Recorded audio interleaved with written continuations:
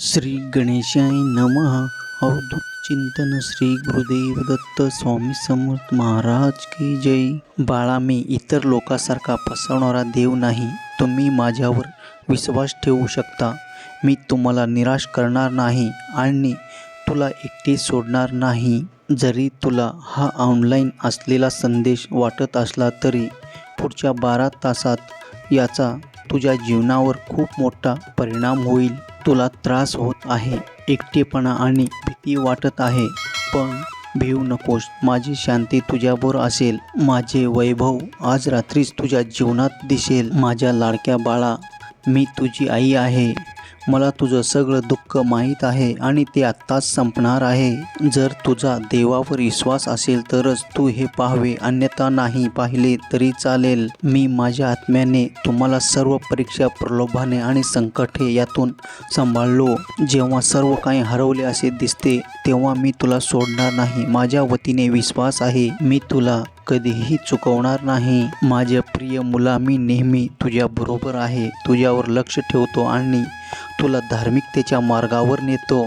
लक्षात ठेव की तू माझी एक सुंदर निर्मिती आहे आणि मी तुझ्यावर बिनशर्त प्रेम करतो. तुझी विनंती देवाला या क्षणी सांग आणि मग ती नक्कीच पूर्ण होईल. देवाची शांती, देवास प्रेम, देवाची शक्ती जी सर्व बुद्धीच्या पलीकडे आहे, जी तुमची अंतःकरणे व मनाचे रक्षण करेन. जर तू हा संदेश शेवटपर्यंत पाहिला तर पुढच्या 3 दिवसात तू भाग्यवान होशील, कारण या संदेशाचा तुझ्या जीवनावर खूप मोठा परिणाम होणार आहे. जीवनात तुझ्या समोर येणाऱ्या आव्हानांना घाबरू नको, कारण त्यावर मात करण्यासाठी मी तुम्हाला मदत करण्यासाठी येते आहे.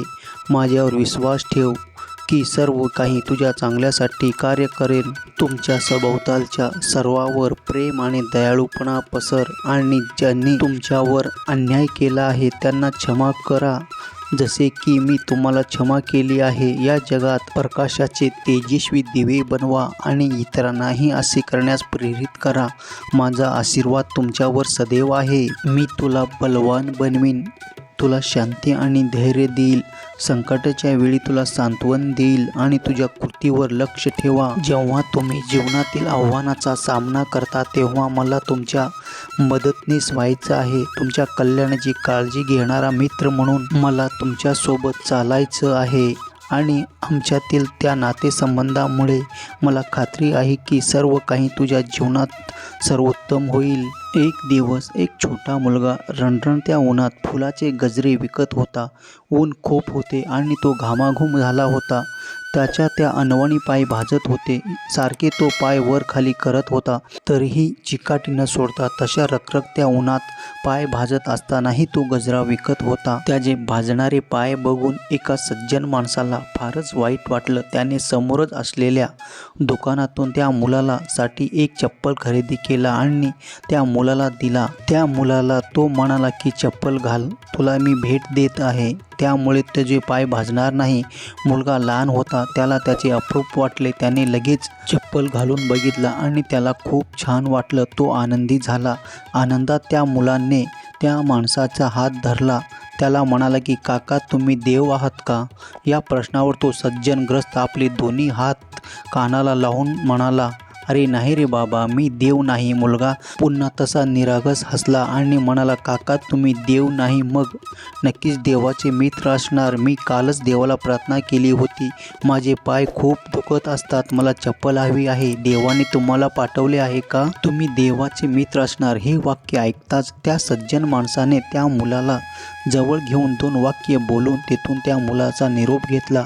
संपूर्ण वाटेत त्या सज्जन माणसाच्या मनात एवढंच विचार घोळत होता, आपल्याला देव होता येत नाही, पण देवाचा मित्र होतो मात्र सहजच शक्य आहे. खरोखर मित्रांनो, आपल्यापैकी कुणीही देवाचा मित्र होऊ शकतो. स्वामी विवेकानंद म्हणायचे, ज्याला चालत्या बोलत्या माणसातला देव कळत नाही त्याला दगडातला देव काय करणार? देव म्हणतो, बाळा, मी इतर लोकांसारखा फसवणारा देव नाही.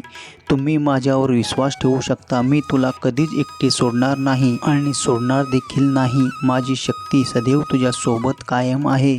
मला तुमच्या आयुष्यातील आव्हानावर मात करण्याकरता मदत करायची आहे. तुम्हाला यशस्वी होण्यासाठी जे आवश्यक आहे ते मी तुम्हाला देऊ इच्छितो. तुमचा देवावर विश्वास असेल तर आत्ताच या व्हिडिओला लाईक करा आणि ज्यांना गरज आहे त्यांना शेअर करा, जेणेकरून त्याच्याही नशिबात देवाचा हा संदेश आई आणि त्याचाही सर्व दुःख नष्ट होईल. आपण कल्पनाही करू शकत नाही त्यापेक्षा देवाकडे आपल्यासाठी बरेच काही आहे, परंतु काही वेळा फक्त सर्व वेदना सोडून देणे आणि तो आपल्याला एका भविष्याकडे घेऊन जाईल. बाळा, जाता जाता एवढंच सांगेन, मी परत येईन. फक्त नीतिमत्ता साफ ठेव. तुला कोणत्याही अडचणीमध्ये मी येऊ देणार नाही. तुझे सर्व इच्छा पूर्ण करेन. फक्त तू माझे मनोभावाने सेवा कर आणि तू माझे नामस्मरण सदैव चालू ठेव. तुला कोणत्याही संकटात सापडू देणार नाही व तुझे सर्व मनोकामना पूर्ण होईल. हा संदेश शेवटपर्यंत पाहिल्याबद्दल धन्यवाद. जय शिवशंकर. नमामि शंकर. शिवशंकर शंभो. जय गिरिजापती भवानी शंकर. शिवशंकर शंभो. श्री स्वामी समर्थ महाराज की जय.